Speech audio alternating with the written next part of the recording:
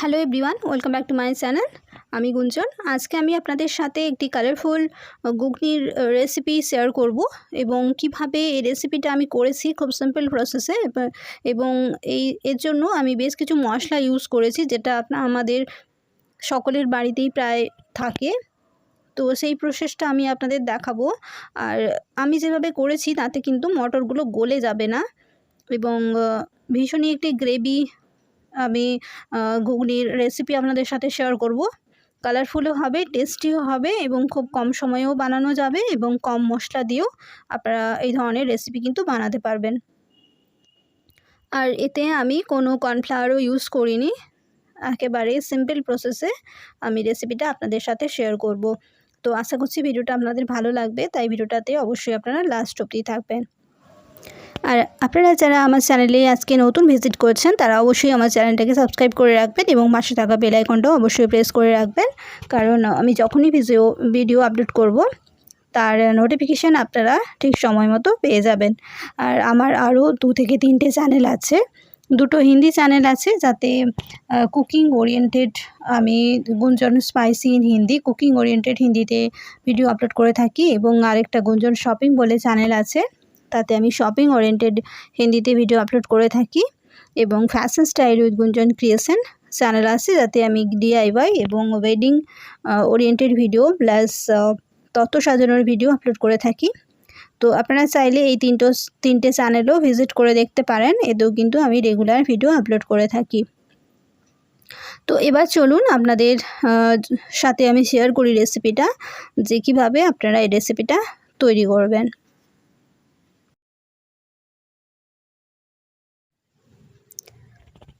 তো এর জন্য প্রথমে আমি 2টো আলুকে ডুমো ডুমো শেপে কেটে নিয়েছি, ছাল ছাড়িয়ে নিয়েছি,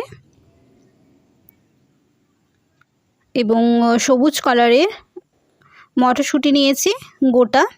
তো এটাও ভিজিয়ে রেখেছিলাম, 4-5 ঘন্টা ভিজিয়ে রেখে এটা আমি সেদ্ধ করব কুকারে। তো প্রথমে আমি মটরটা দিয়ে দিলাম কুকারে, এবং তাতে 1 বাটি থেকে 1.5 বাটির মতো জল দিলাম, এবং নুন দিলাম সামান্য, এবং সামান্য ভিনিগার দিলাম।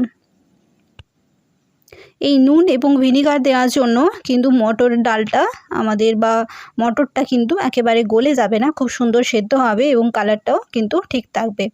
তো এটা আমি 2টো সিটি দিয়ে আপনাদের দেখাচ্ছি। দেখুন কেমন সুন্দর সেদ্ধ হয়েছে, একেবারে গলে যায়নি। দেখুন একেবারে গলে যায়নি, কিন্তু খুব সুন্দর সেদ্ধ হয়েছে। তো এইভাবেও যদি আপনারা করেন মটরটা কিন্তু গলে যাবে না। তো এবার আলুটা আমি আলাদা করে সেদ্ধ করব, কারণ মটর সেদ্ধ হতে সময় লাগে, আলুটা কম সময় লাগে, সেজন্য আলাদা করে সেদ্ধ করলাম। এবার কড়াই বসিয়ে নিয়েছি, তো তাতে আমি সাদা তেল দিয়ে নিচ্ছি 2 চামচের মতো, আপনারা সর্ষের তেলও ব্যবহার করতে পারেন, এবং তাতে আমি ঘি ইউজ করব সামান্য। আপনারা ঘিটা লাস্টেও দিতে পারেন বা প্রথমেও দিতে পারেন, যেটা আপনাদের ইচ্ছে। এবার এতে আমি কিছু ফোড়ন ইউজ করব। তো তেজপাতা এবং শুকনো লঙ্কা দিয়ে নিলাম, এবং সামান্য চিনি দিয়ে নিচ্ছি, এবং গোটা জিরে দিয়ে নিলাম 1 চিমটির মতো।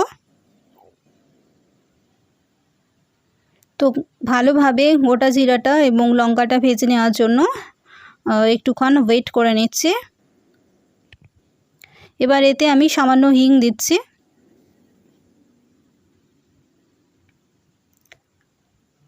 তো ফোড়নটা এবার ভালোভাবে ভাজা হয়ে গেছে। এবার আমি একটা বড় পেঁয়াজ নিয়েছি, খুব বেশি পেঁয়াজ কিন্তু আমি ইউজ করিনি, একটা বড় পেঁয়াজকে কুচি কুচি করে নিয়েছি।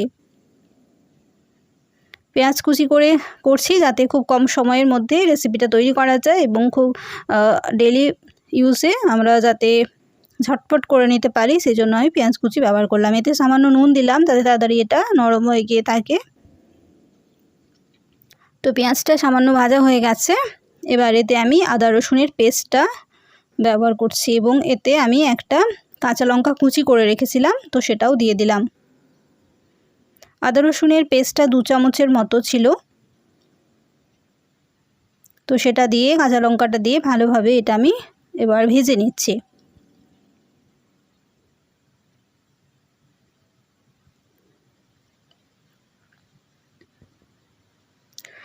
আদা রসুন এবং পেঁয়াজটা ভাজতে একটু সময় লাগবে, সেই জন্য আমি কিছুক্ষণ এটা কষিয়ে নিচ্ছি ভালোভাবে।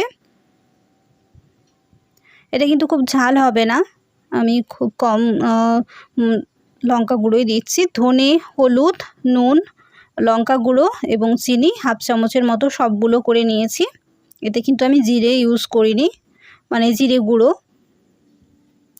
এবার মশলাটা কষিয়ে নিলাম খুব ভালো করে। এতে সামান্য আমি জল ইউজ করব যাতে মশলাটা পুড়ে না গিয়ে থাকে। এবার ভালোভাবে মশলাটা কষিয়ে নেব।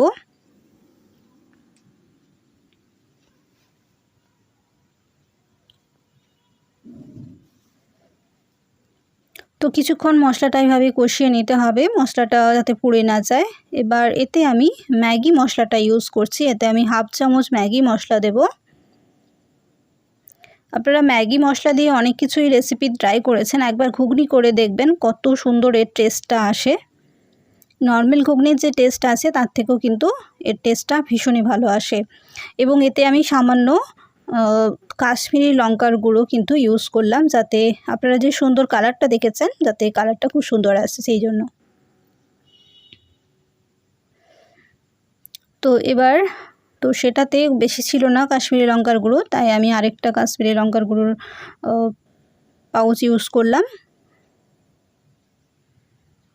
সামান্যই দিয়েছি, 1 চিমটির মতো, খুব বেশি কিন্তু ইউজ করিনি। এবার খুব ভালোভাবে এটা কষিয়ে নেব।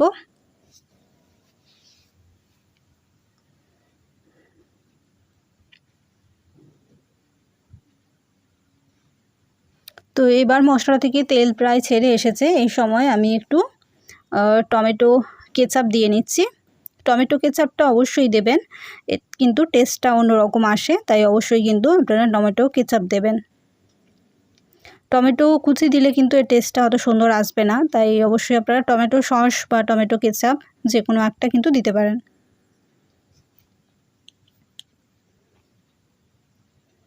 তো আরও একবার ভালোভাবে কষিয়ে নিলাম। এবার আমি সেদ্ধ মটরটা দিয়ে আমি আরও একবার কষিয়ে নিচ্ছি মশলাটা।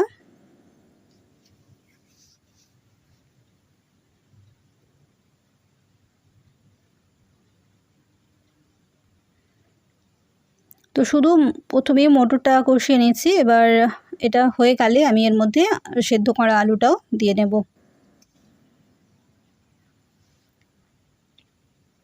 তো এবার সেদ্ধ করা আলুটাও দিয়ে নিচ্ছি। আপনারা কিন্তু দেখলেন আমি কিন্তু মটর বা আলুটাকে আলাদা করে কিন্তু ভেজে নিইনি, এটা কিন্তু অনলি সেদ্ধই আমি দিয়ে নিয়েছি।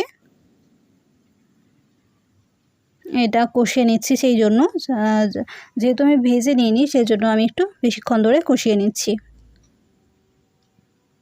সিম্পল যেভাবে আমরা বাড়িতে নর্মালি রেগুলার ঘুগনি করে থাকি, তো সেই প্রসেসেই আমি করছি। তো ভালোভাবে এটা কষিয়ে নিচ্ছি।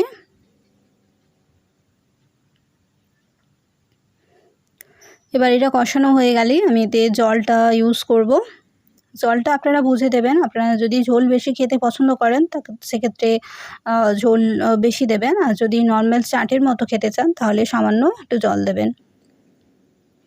তো এবার আমি গরম জল ইউজ করছি, আমি 1 বাটির মতো গরম জল দিলাম।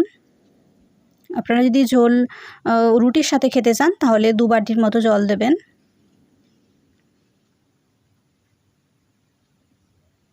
তো দেখুন এখনই কেমন সুন্দর এর কালার এসে গেছে এবং এটা গ্রেভিও হয়েছে, এতে কিন্তু আমি কোনো কর্নফ্লাওয়ার গোলা জল কিন্তু ইউজ করিনি, তাতেই কিন্তু এই গ্রেভিটা সুন্দরই এসেছে।